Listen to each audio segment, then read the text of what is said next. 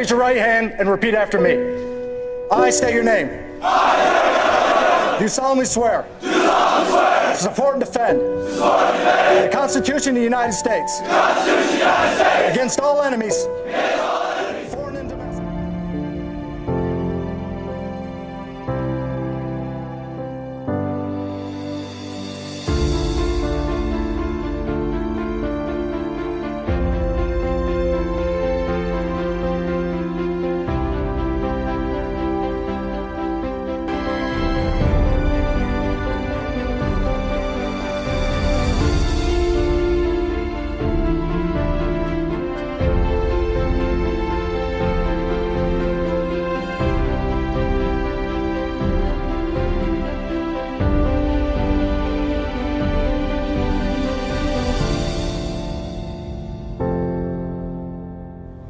We celebrate Veterans Day on the anniversary of the armistice that ended World War I, the armistice that began on the 11th hour of the 11th day of the 11th month. The timing of this holiday is quite deliberate in terms of historical fact.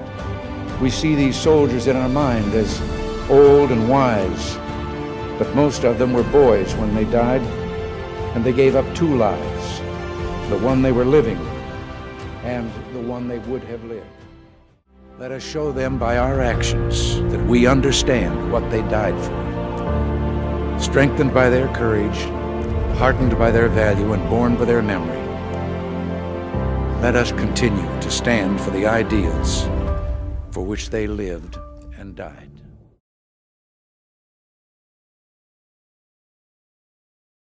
I am Tony Smith. I'm here teaching at East. This is my 14th, 15th year. I served in the Army, and I enlisted in 1982. So I would have been coming up on being, if I would have stayed in, I would have done my 30 years, almost 10 years ago. So my two brothers enlisted within 6 months of me, my older brother and my younger brother. So within 6 months, my mother had 3 out of her 4 children in the military. Name's Eddie. I did 4 years in the United States Marine Corps, joined when I was 17 years old, had to have mom and dad sign for me. And then after 4 years, switched over to the Navy to become a Navy SEAL. And that's what I did until I retired at 20 years back in 2016. So from 96 to 2016, I served with both the Marine Corps and the Navy. It did combat deployments to both Afghanistan, Iraq, and Africa. So had a good stint of time in the military. Neil Gene Dagenhart. I go by my middle name Gene. I am employed here at East as a bus driver. Been a bus driver now for about 9 years. In the 60s, in the 50s and the 40s, the draft was what was there. And so in 66, when I graduated, then in 67, everybody that's over 18 years of age had already been pre-qualified. You were either 1A or 2 or whatever your deferment, if you had one. If you was 1A, then you could be and would be drafted into whatever service. It could be the Army, could be the Navy, could be the Marine Corps. They drafted a lot. So I decided that I wanted to join because I wanted to do some things special. I had a neighbor, Mr. Vaughn Rogers. He was a paratrooper, and I was kind of always interested. As a young guy, I was kind of gung-ho and wanted to try some stuff. So I joined March 11th, 1967. You can check it out. It's Friday. And went to Fort Bragg, done basic training there. You will never, ever forget your drill sergeant. I mean, that's just something you never do. So that's where I started. My name is Athena Marlowe Walker. I'm 47. I was in the Army National Guard, the North Carolina Division, for 8 years and 3 months. And I served honorably. I was in the Detachment 1, Company A, 505th Engineering Battalion that was based out of Taylorsville, North Carolina. It has since moved, but we were a detachment off of the North Wilkesboro branch. That was our main company. And I went to Fort Jackson for my basic training, and I went to Fort Leonard Wood, Missouri for my AIT, my Advanced Individualized Training. There were a couple reasons. I was in my third year of college and I was really not sure what I wanted to do. I thought I knew what I wanted to do when I first went into college, but that didn't really pan out. So I really wasn't sure what I wanted to do. I was running out of money. There was really no state and federal aid then. They were cutting it a lot. So I thought going into the military might be a good thing to do. And because I had some college, I could get a job in military intelligence. I was able to get, my security clearance. I went into 98 Golf Korean Voice Interceptor, and it had a very nice bonus with it because at that time a lot of people were not going into military intelligence. They had cut it down a lot, so they were really wanting people to go into that. USA, the country, it's the land of the free. It's the way it's supposed to be by our founding fathers, and was just called to do it. It was my passion. It was my purpose, and have no regrets. Loved every second of it. Met some great people, but it was really to serve the country, to fight and defend and protect the innocent people back here at home. Unfortunately, that calls us to go overseas to deter or stop that from getting to our homeland. So that is the main reason why I went over and served. Well, I wanted a choice. To be drafted, they can put you anywhere. And they did, a lot of people did. And so I really thought about maybe even making a career out of it because there wasn't a lot of job opportunities at that time. And kind of gung-ho. My dad was a World War II guy. And so that was kind of the military that I had, like lots of discipline, things like that. My mother was a school teacher, so I got a lot of discipline and stuff like that. So that's the reason I wanted to join, is to see the world and to fight for my country if that's led to that. I've always wanted to give back and serve my country, and so that's what I decided. That's what I felt led to do. I love, a lot of people don't, but I love my basic training. I went to Fort Leonard Wood, Missouri, where my father had done his basic training and where he had served his time in the military. It was January and it was very cold. It was 80 below zero when we got there, and it was 80 above 8 weeks later. So it was very cold, but it was a lot of fun. I loved my company that I was in. We were the first unit or company there where you had 2 platoons of men, 2 platoons of women. My drill sergeant had never trained women before. He was an American Samoan. He was great. Sergeant Eo, we loved him. But yeah, it was great. It was really good experience.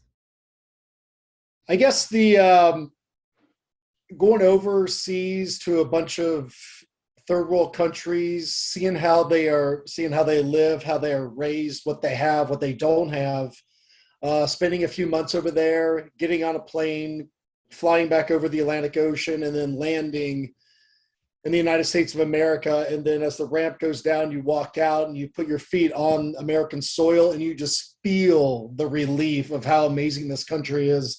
There's not the smell of garbage. You feel safe. It feels so safe here compared to other places. And unfortunately and fortunately, individuals don't understand how great we have it here because they haven't gone to countries A, B, and C or C.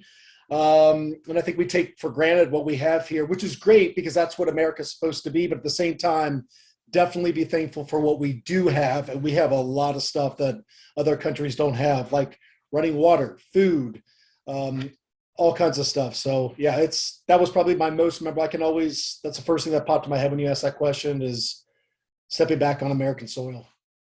Oh, many. Probably the most memorable is to do your first airborne jump. You had to be airborne qualified to go to Ranger School, which I did. And to all the young men and women out there, except to both of you now, think about that. Because, I mean, there's things to do in the military you will never, ever get to do in civilian life. And I mean, it's just, to me, making my first jump was probably something that I'll never forget. One that really kind of comes to mind right now is whenever I was in basic training, we were towards the end, and we were asked to run 6 miles in the pouring down rain, with it being completely dark outside and over very rough terrain. And I was able to run that whole 6 miles without stopping. And so I think that was a huge, huge feat. Very important to remember our veterans. I grew up during Vietnam, and I so remember the veterans not really being treated well. I remember the protests that would go on and how our veterans were treated when they came home. So I think that is very important that we remember the sacrifices that they make and the sacrifices their families made. I've been in the military myself. I've been an Army wife and I've been an Army mother. So it's the sacrifices all of them make.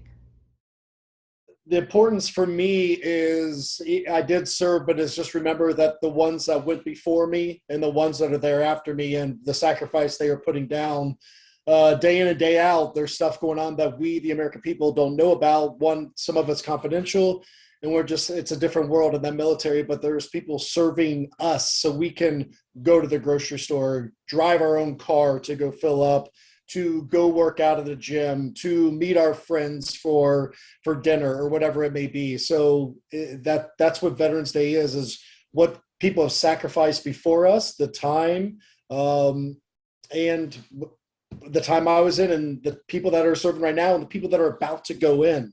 I mean, I give much credit to those that are choosing to go in and volunteering to go in right now, especially with crazy the world is with all the COVID stuff and all that stuff, but it's great. It's our nation's history. If it were not for the veterans, starting from the very fact of the colonial wars, we wouldn't exist as a nation. We are a warring nation, and we have fought for those freedoms. Those items here behind me, thousands and thousands of men and women have died to protect those, and we have to keep that up today. Society today and the world today does not like us, and we have to defend those freedoms even with our lives, if that's what it means. I believe that freedom is not free, and that there's a lot of sacrifices that a lot of people make, and soldiers make a lot of sacrifices in lots of different ways. There's always some kind of a cost, and I think veterans need to be commemorated for that, just because they have put forth a lot of effort throughout, and so have their families.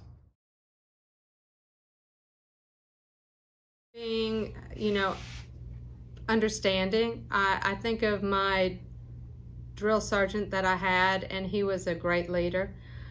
He was tough on us, expected a lot of us, but he was very fair. I think those are some of the qualities of a great leader. Decisive would be a good one. Empathetic, and likes to get their hands dirty with the boys or women, whatever it is. Not a do as I say, but do as I do. So someone that gets down there, does the job, and just works as a team, that just incorporates teamwork is huge. Realizing that many brains is better than one, and not coming from a dictator standpoint of like, hey, do this, but hey, how do we accomplish this as a team, and they contribute. That would probably be my best thing. That would be the first thing that comes to my mind for a good leader. A great leader is someone who will accept responsibility both for the good and the bad. And that's kind of unusual these days. A lot of people want to push blame on this or that. But a good leader, and we had a lot of good leaders. We had some good lieutenants. I got to meet General Abrams while I was in Vietnam, and he was a 4-star general, and he was an outstanding person. I mean, leadership comes with experience, and then there's just some people that are natural born leaders. You have those in school. You got people now, students that you see that are leaders, and that's just kind of a DNA thing. That's the best way I know how to explain it. A great leader is able to care for their people. They are able to listen very well and take in different people's perspectives. They don't just charge headlong into something. They actually think about it first, and they get other people's input. And a great leader is also a great thinker. You have to work together. I definitely saw that in the military, that you have to work as a team to get things done, that, you know, there's no I in team. You know, it is working together as a group and everyone pulling their weight.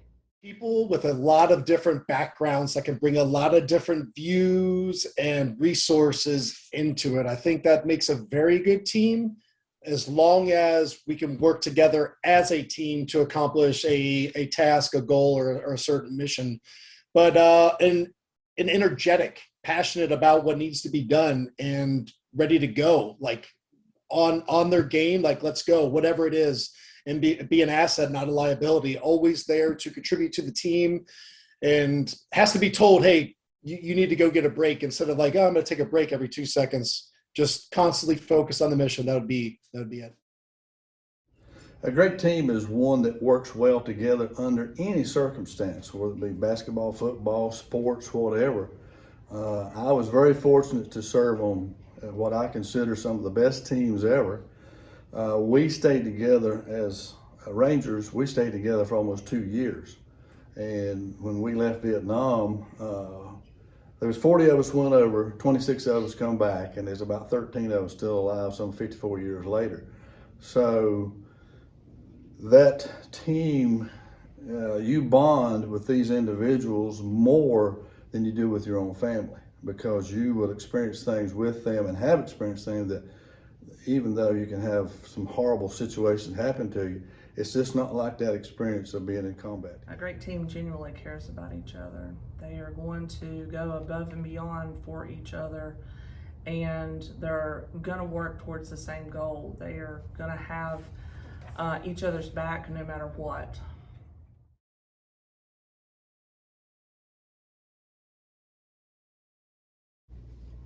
I think sometimes you just have to work through it. Sometimes you have to step back and look at, you know, what can I do? Who can I go to if I'm having a problem? And I don't know, sometimes it's just hard. You know, the problems that we face, I look at some of the ones that the kids face today that, you know, we never had to face, and I think it's having a good group of people that you are with, and people that you can go and talk to and work through your problems with. I would just say everyone is, I would imagine we're talking about race and different backgrounds and all that stuff. Everyone's human.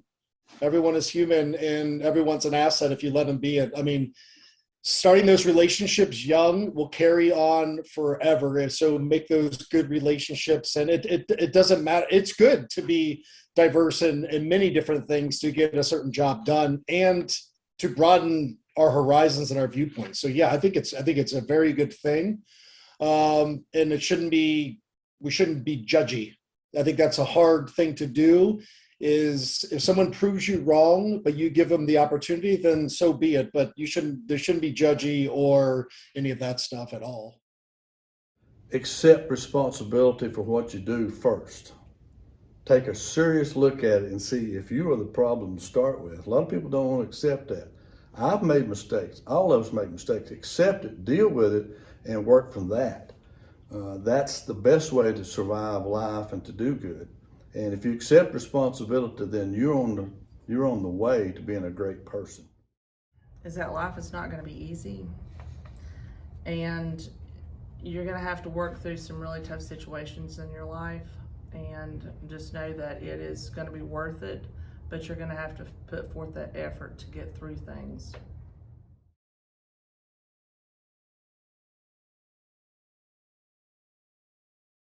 My drill sergeants, they always called us their tough cookies and that we were their tough cookies. And I think they were really surprised at what we could do because they were so used to just training the men. But out in the range, we usually outshot the men because they, a lot of them had, shot before, and some of us had not. And so they had bad habits that they had to get rid of. But yeah, I always remember that calling us, that we were their tough cookies. There's so many. The two that come to mind is one's by Wayne Gretzky, the great hockey player. He said, "You miss every shot you don't take." And obviously that goes for hockey, but it just kind of goes to life too. If you don't take that shot at this job, you don't take a shot in this relationship, you're going to miss it. So it's better to take the shot and see how it works out. If anything, if you fail, you're going to learn from it.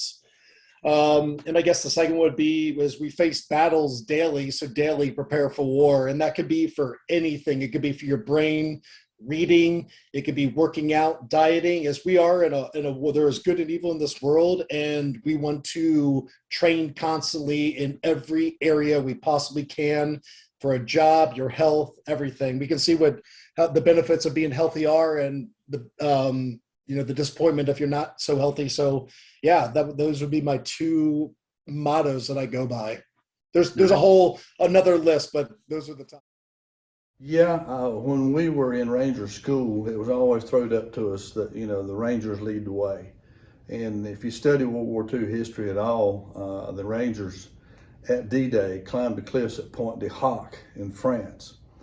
They always, I can't use all the words they used in the military, and I'm not going to start, but they always wanted to know if we thought we had what it takes. Those were a special breed of guys back then. Those cliffs were like 200 feet high and stuff like that. And so in 1995, the company that I had worked for at that time, almost 40 years after I'd come home, bought some machinery in France, and we was there for a month, very expensive pieces of machinery. And so I wanted to go see Pointe du Hoc. I was in France, the company was paying for everything, so why not? And as a person that went to Vietnam for 14 months, I don't know where I had it or not, and I'm not ashamed to admit it. That took a special breed of guys, but that DNA is something that will stay with me for the rest of my life. You can't get it out of you. I heard a lot of different things. Don't quit, of course, was one of them. One that I remember, one of the chaplains, whenever I was at AIT, he would say to us often is just find solace in the Lord.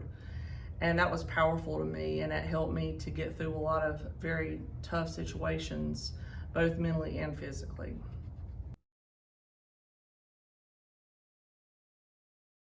Keep at it, persevere. Don't let, people say you can't do something.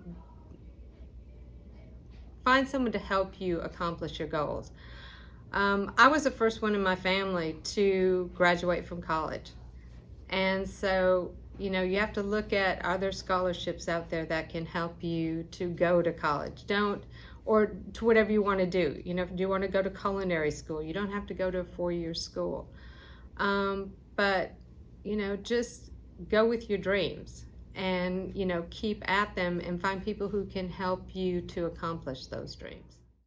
Through life, you will have a plan or a goal, and that plan is going to get disrupted by obstacles, and that's okay. And focus on the first step, whatever it may be. If somebody wants to be a doctor, somebody wants to go in the military, or somebody just wants to start a family, focus on step one. It's good to get a bird's eye view of the whole picture, but what's step one? And then after step one is complete, okay, let's focus on step two. And that's just one step at a time. And if there's anything out of everything that you can remember, is don't sweat the small stuff. And it's all small stuff. That would be my ending. Accept responsibility for what you do and try to work it out. That's the best thing. A lot of people think, even parents think, well, do this or do that, or I should get this or I should get that. No, that's not the way society works. In school, do your very best. If you fail at something, try again. There's nothing wrong with failing. It's when you quit is the big thing. And you can't do that in service. You just do not quit. And don't quit school. And don't quit because you have bad grades or have a bad experience. Learn from it. Life is full of bad experiences. Learn from them and deal with them. You are stronger than you think you are. Perseverance is something that a lot of people don't put a lot of thought into, but if you can persevere, if you can work through something, if you are willing to work through it, then you are going to go a lot farther in life than what you ever think that you can. But it takes a lot of grit, it takes a lot of willpower, and you can do it no matter what.